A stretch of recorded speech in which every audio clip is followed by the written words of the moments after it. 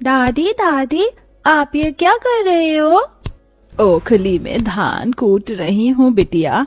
फिर इसमें से जो चावल निकलेगा ना, सब कोई उसको खाएंगे।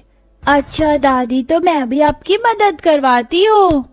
हे भगवान, ये बिन बादल बारिश कहाँ से शुरू हो गई? ऐसे तो सारे धान गेहूं गीले हो जाएंगे। कविता, बबीता, ओ कविता बबीता, जल्दी से बोरी लेकर आओ और मेरे साथ धान गेहूं उठवाओ।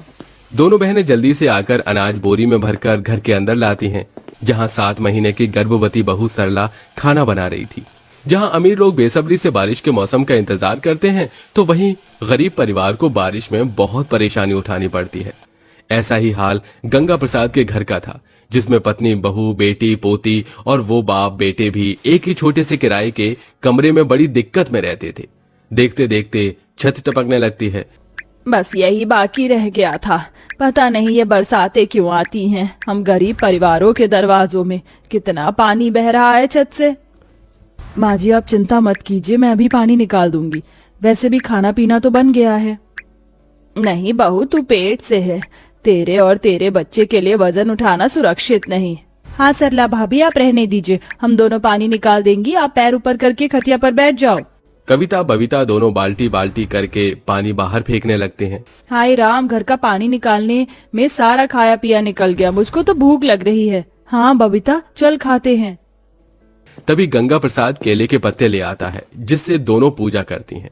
हे सत्यनारायण भगवान, बस इस व्रत का फल दो प्रभु। मेरी दोनों बेटियों को अच्छा दूल्हा मिले और दोनों सुखी घर द्वार में जाएं। सरला सबको खाना परोसती है। सारे लोग खा लीजिए। कविता, बबीता, तुम दोनों तो आटे का हलवा खाओगी ना? आज के दिन मैं बना देती हूँ। बड़ी कठिनाई से सरला दोनों नंद को गीले चूल्हे पर हलवा बनाकर देती है। ये लो सरला, खा लिया मैंने। अजी ये क्या, आपने आधी रोटी खाई है? क्या हुआ किशोर, कच्चे केले की तरकारी तो तुझे कितनी ज्यादा पसंद है, फिर ढंग से खाया क्यों नहीं? मन नहीं बाबूजी, मकान मालिक का किराया देना है, उसकी चिंता लगी हुई है। बारिश में इतना काम धाम भी नहीं है, समझ में नहीं आ रहा कैसे भरूंगा किराया।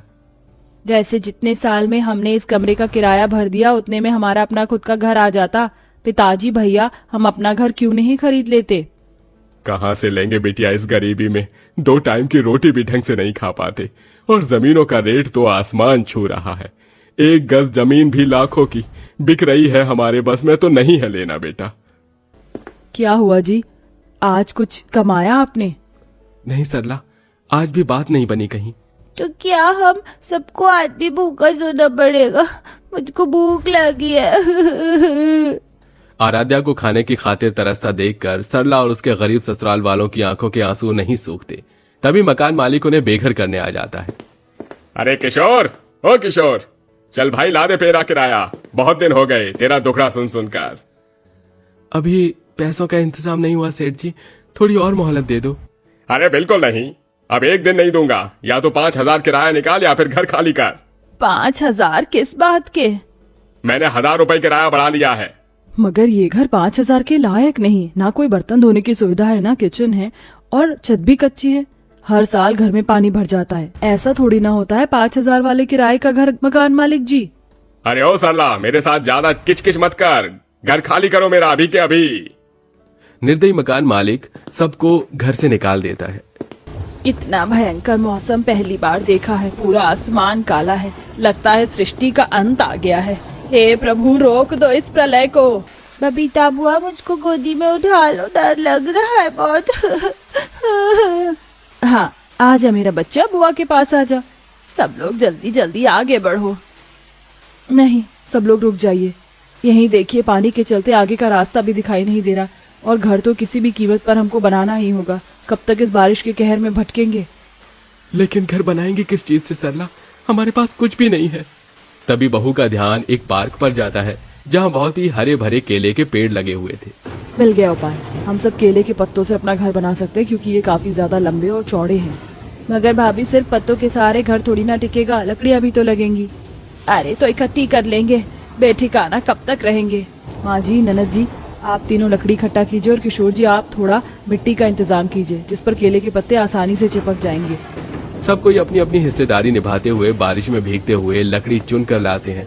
तो कोई मिट्टी इकट्ठा करता है, वहीं बहू प्रेग्नेंट अवस्था में केले के पत्ते तोड़ लाती है। अब बारी घर बनाने की थी। सब उम्मीदों से केले के पत्तों का घर बनाते हैं। कई बार तो भारी बारिश के चलते उनका पत्तों का घर टूट भी जाता है। अरे नहीं, ये पत्तों का घर तो बारिश में रुक नहीं रहा। भाभी, सारी मेहनत जाया हो गई। कोशिश करने वालों की हार नहीं होती।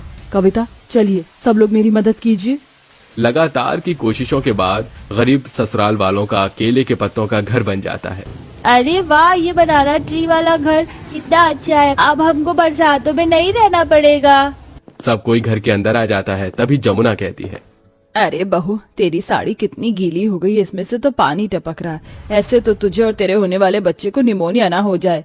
कुछ नहीं होगा, मैं सुखा लूंगी। नहीं नहीं किशोर बेटा, जाओ और थोड़े केले के पत्ते तोड़ ला। जी अच्छा माँ।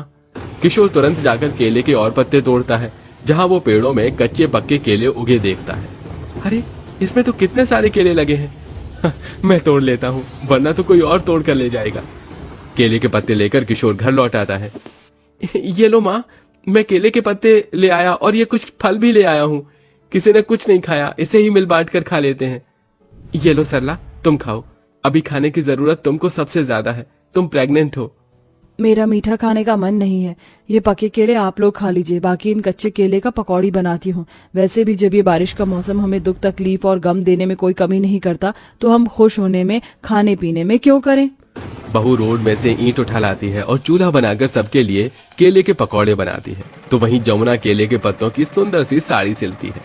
ये ले बहू, तेरी गरीब सास की इतनी हैसियत तो नहीं कि तुझको लाखों की साड़ी दिला पाती।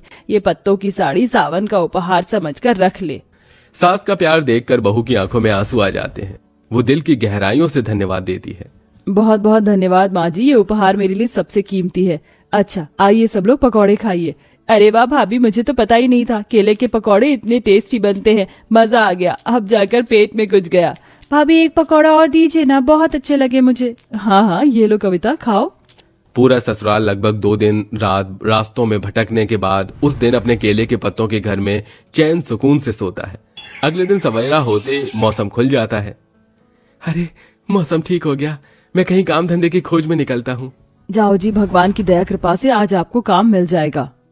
तभी बुजुर्ग उम्र में ससुर भी काम पर जाने के लिए तैयार हो जाते हैं। दोनों काम की तलाश में निकल जाते हैं, जहां उन्हें एक कारखाने के निर्माण में मजदूरी का काम मिल जाता है। देखो, काम तो दे दूंगा, मगर दिहाड़ी 300 है। अरे कोई दिक्कत नहीं है सरकार, इतना ही दे देना। अच्छा, तो काम पर लग जाओ। दोनों सुबह से शाम तक ईंट बनाते और पहुंचाते हैं और शाम को कमाई लेके घर आते हैं, जिसे पूरा परिवार भर पेट और अच्छा खाना खाते हैं। पूरा गरीब ससुराल केले के पत्ते घर में खुशी खुशी जिंदगी गुजारने लगते हैं। तो वहीं बरसातों का मौसम भी अगले कुछ महीने की खातिर टल जाता है।